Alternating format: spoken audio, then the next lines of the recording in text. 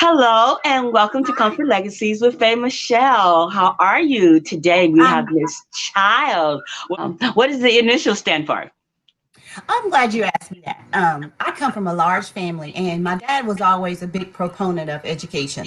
So he was not here when I wrote my books. So my tribute to him is that his initials are part of my pen name.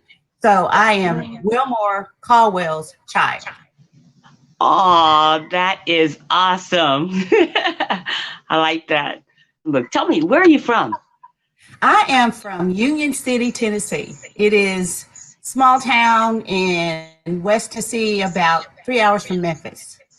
Okay. All righty. So you're all dressed and looking lovely. Do you work during the day or do you writing every day?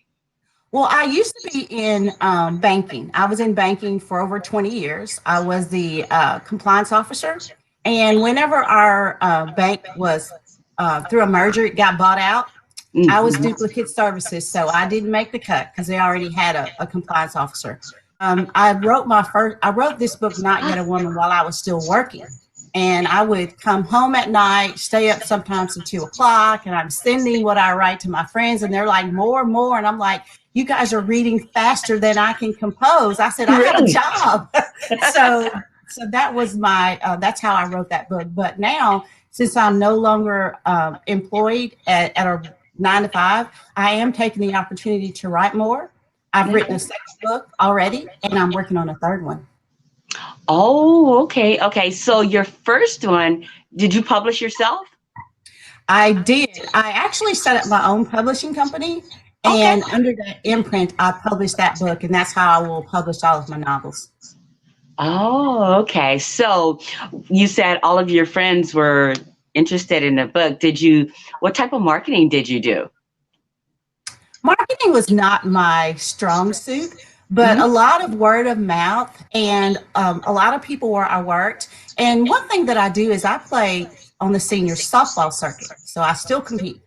And I have a huge audience there because they know me, and I sell so many books at softball tournaments. Wow. That is Yeah, I was awesome. surprised. I have an instant following because they know me as BJ on the field, but as an author, they were all so very, very supportive. And some of them, even if they weren't readers, they Yeah. said, "We like to support you because you're who you are." So I just was so humbled by the thought that people who didn't really have a penchant for reading would like to read my book. And I've gotten so many comments from people who say, "I'm so glad that I read your book." Really? That Yes. is awesome. So that inspired you to write the second book? It did. When I was writing the first book, when I started, I thought, okay, about 5 chapters in, I said, oh, I'm going to write the ending because I know how I want this book to end. But the more I wrote, the more the characters spoke to me, and I had to trash that idea of knowing how the book would end because there was much more that the characters wanted to say. So I just did away with that and gave them the opportunity to be more expressive, which led to another book in a series. And so for me, that was just confirmation that, you know, you have to let your creative juices flow. You have to allow yourself to have the creative freedom to let the character speak to you and just, you know, do and go where they want you to go, because I've tackled some issues that I didn't think that I would, and into some realms that I think are heavy at times but necessary. So letting those characters speak, that I think that's the best thing that I could have done, was to not end it the way I thought, so that I could breathe life into another character when this story finishes, another character's story is told. Ah, okay. So what genre do you write in? I am a fiction novelist. I kind of hate to pigeonhole it as being you know, one thing or the other, because I think that it can appeal to the masses based on the subject matter. And one lady said that because of the way that I write, and I don't use any vulgarity, there's no cuss words in my book, that I could even probably market my book in Christian spaces, Ah, because some of the content and some of the lessons that are in the book that I speak about are based on Christian principles, because that's who I am at my core. And I Okay. cannot have that leak into my stories because that's who I am. And so, but it's not so overtly Christian that a non-Christian person could not see value in it. Okay. So I don't know exactly which genre I fit in. I just know that all right, fiction novels. That's about the best I can come up with. Oh, that works. That works. That's what we understand. So, what is the book about? Not Yet a Woman. Well, I think when we're younger and we're going through life, we have this idea of what being a woman is. Uh-huh. And we really, really don't know what a woman is until we actually get to that point. It's not about your age. It's not about whether or not you have a baby. It's a combination of all of those things. And so that's what the book is about. It starts with Eva, who's the main character, and it just speaks to family dynamics. So Hmm. whenever the nuclear family is disrupted, in this case, her father passes, no, just tragic accident, and she goes to live with her grandparents because her mother, as hard as she tried, she could not get it together to take care of her daughter. So she wanted to go visit her grandparents for the summer. And that summer turned into years because the mother left her there. And so it just talks about how she, throughout her whole life, tries to recapture the feelings of being a part of a nuclear family and how it fueled her to make so many mistakes, searching for what she was missing.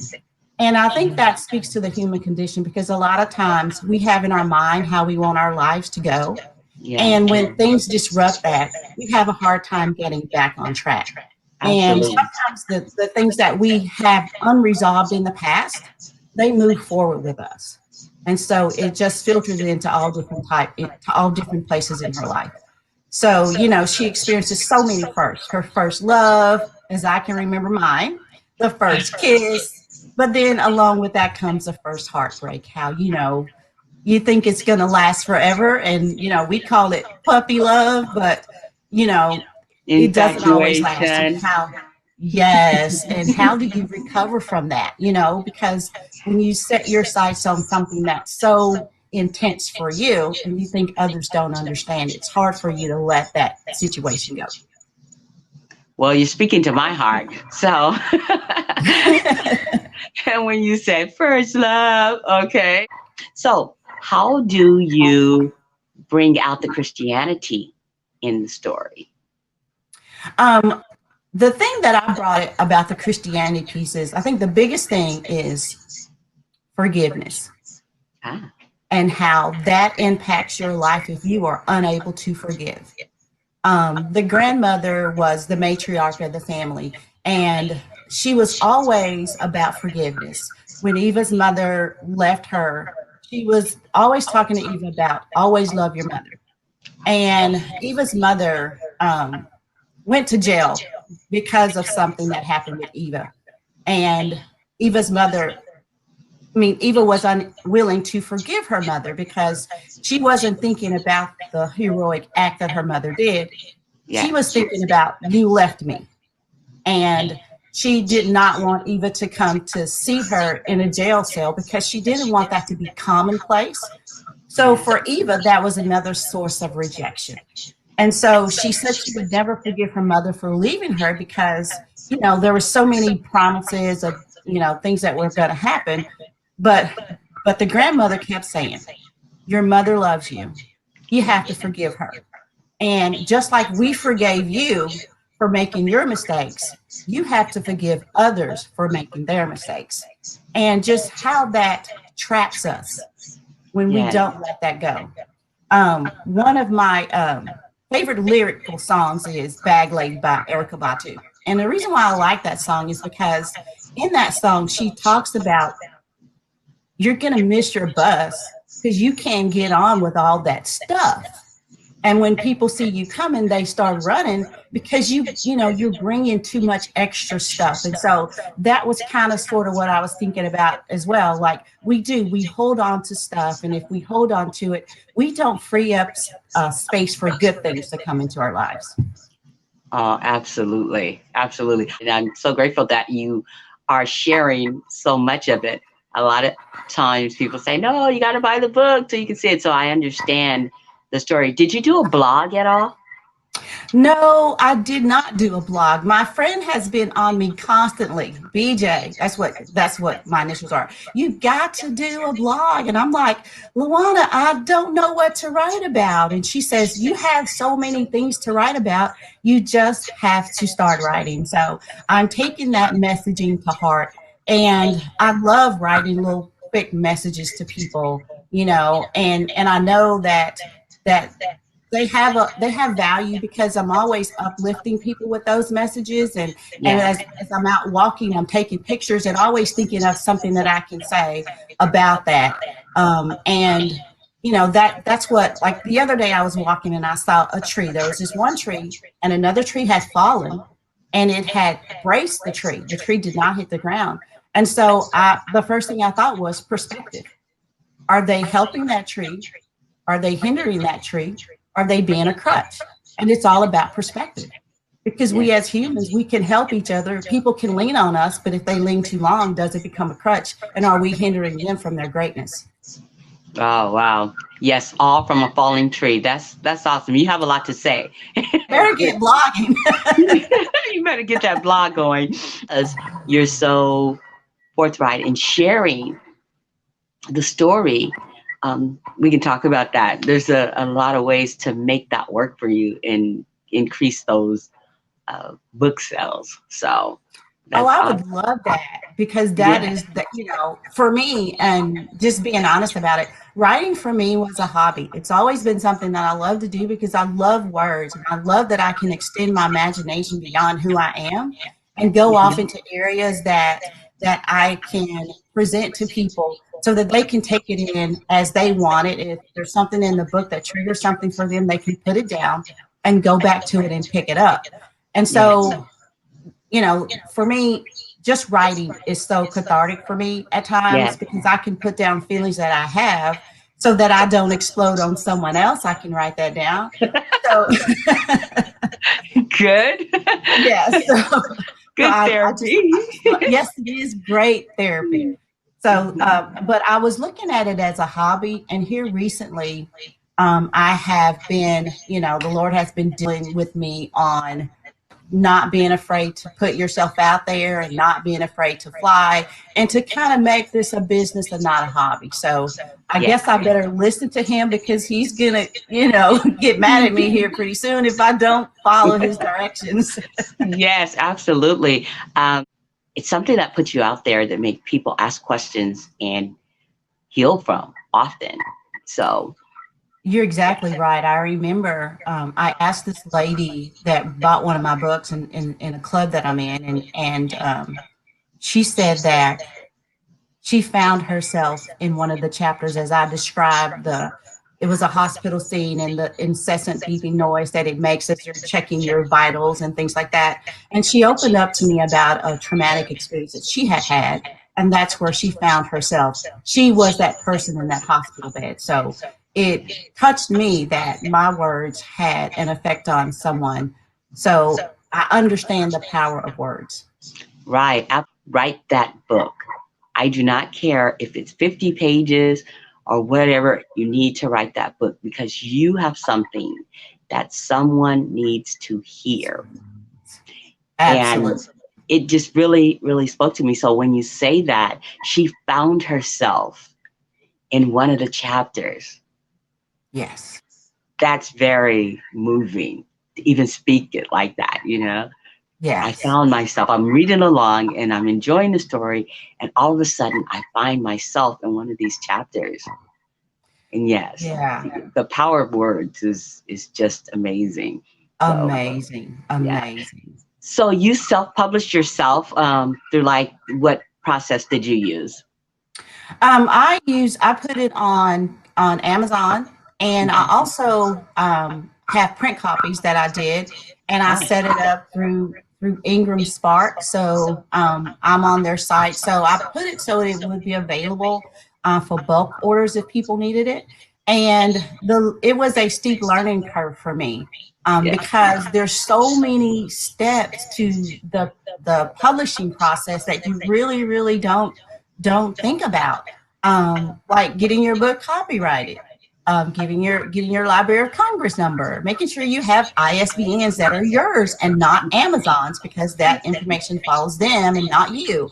And just understanding that there's so much more, making sure the information in the front of your book regarding the copyright things have language that protects you. So there was Yeah. just so many things that I had to learn for myself, but I think I'm a better person for that, because Yes. the first time I learned it, it was tough. The second book, I knew what to do.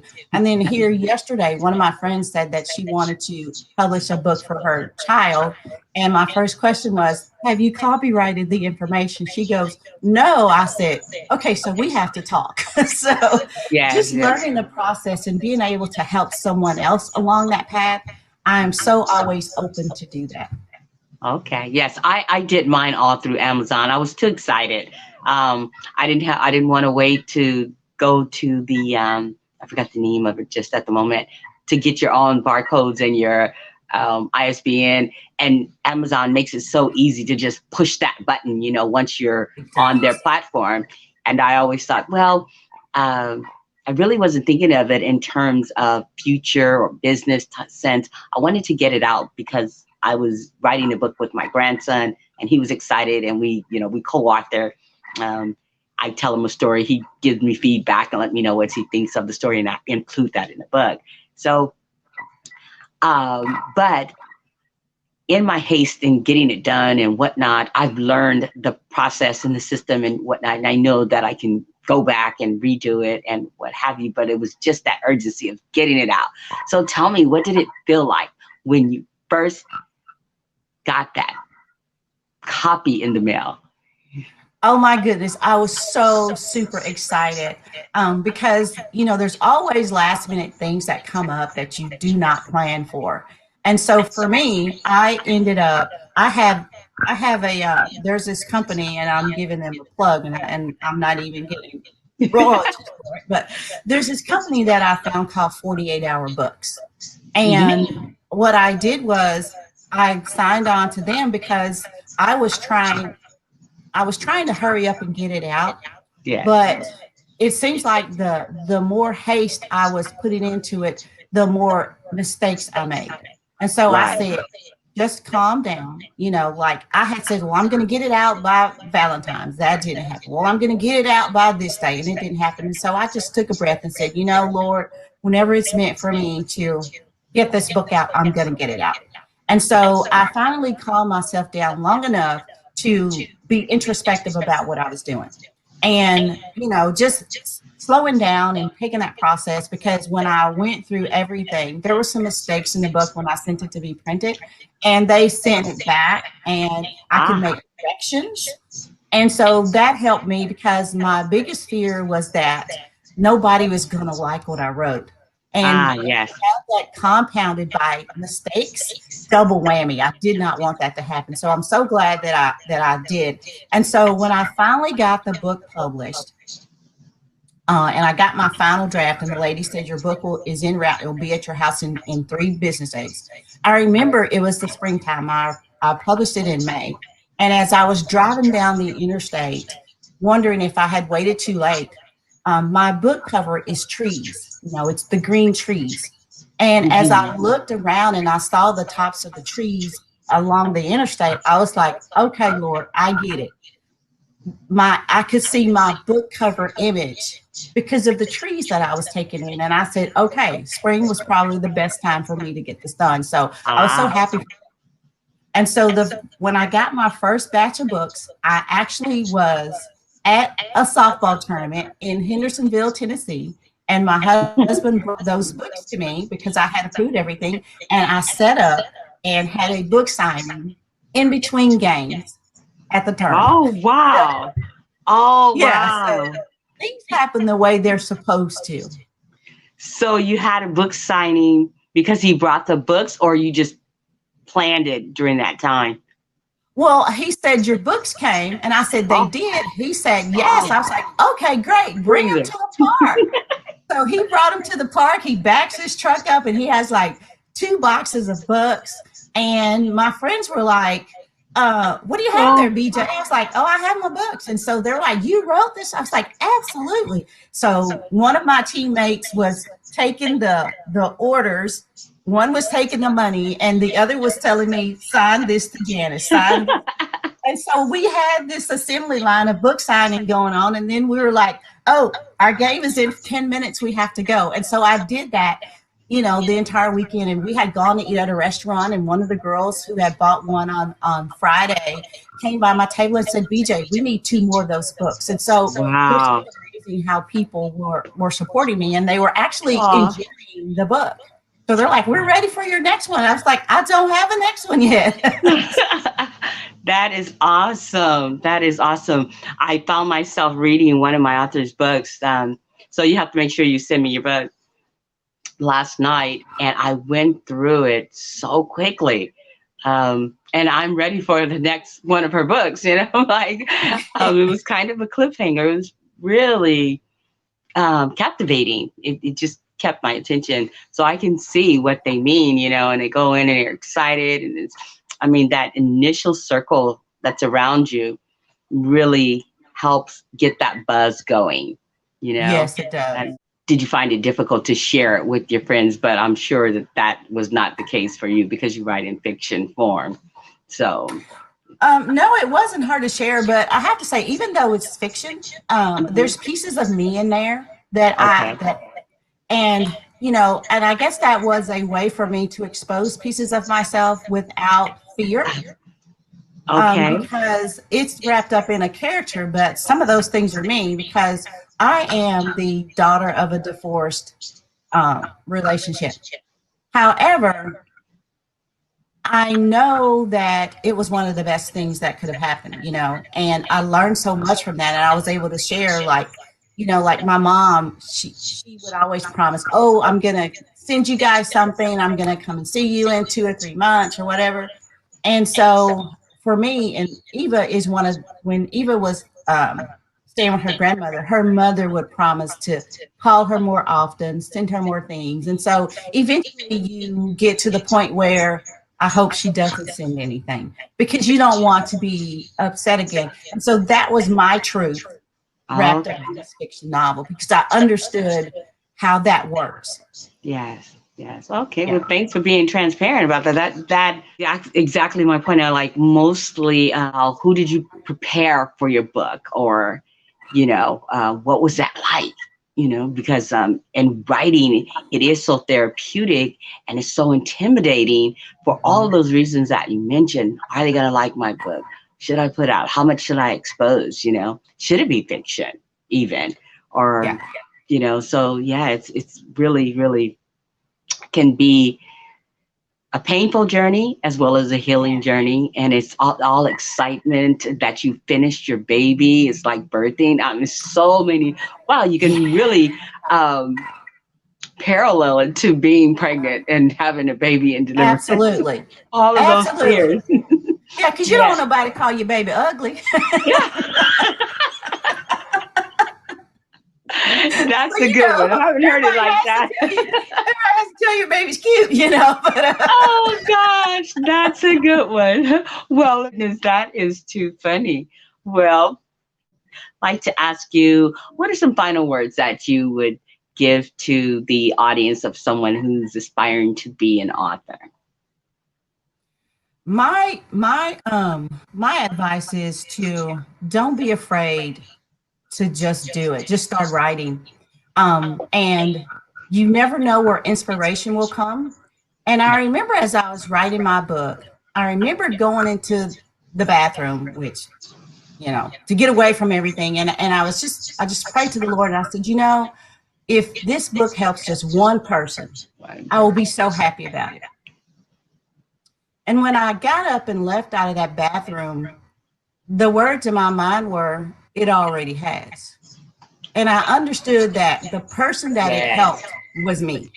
absolutely. So Absolutely. that was, and then, after I completely accepted that, the words just kept coming and coming and coming because I know that under my own power, I could not have put together these many words into one cognitive thought process and came Yeah. up with a book. So I know that I feel like I'm doing the right things now, just not inhibiting the passion and the skills that have been innately put inside of me with this writing, to do something else. Because right now, since I'm no longer in the space where I'm working for someone else, I understand now how to follow your dreams and how that all works. Okay, that is awesome. So you were speaking, and I had a question about that. When you decided to write that first book, so you had so many words that were coming to you. Are you a journalist? Do you like to journal? I Did do before? not. Really? No, I don't. Mm-mm. Oh, But no, I don't. I don't journal. And a lot of people say you should journal. And I'm thinking you're journaling. I'm writing stories, like, I'll exactly. hear something and I'll hear a piece of something. And then I was like, oh, wow, that would be good in the book. And Yeah. I remember I was eating some peanut M&Ms. And so you can get inspiration from anywhere. And Yes. so I bit into the M&M and I looked at it and it was peanuts, chocolate, candy coated. And so I said, okay, so this is a word that Eva spoke about, this man that she got involved with. She says, I thought I knew him, that he was the one, but I was only exposed to the candy coated shell that hid the nut in the middle. So Ah. I thought, yes, because she figured out he was not the one for her. And as I was eating that peanut M&M, that thought came into my head of how she could describe the relationship with that guy that was not good. Wow. Now that is inspirational. That is good. That was love that. And you can say he was a nut inside. Yeah, because he was. He's a nut He was inside. not a good Oh, person. He was covering wow. up so much that she Oh, couldn't see wow. because she was so in love. Oh, wow. Well, I can't wait. I can't wait to get to the book. So I need an autograph copy. Thank you. Sure, I can make that happen. My lady, tell me where I need to send it. I surely will. Don't worry. I'll talk to you. Oh, Well, thank okay. you so much for being here today. And I'm sure that our audience will get inspiration from all that you've said today. And I'm just so happy that you have joined me today. Thank you so much for having me.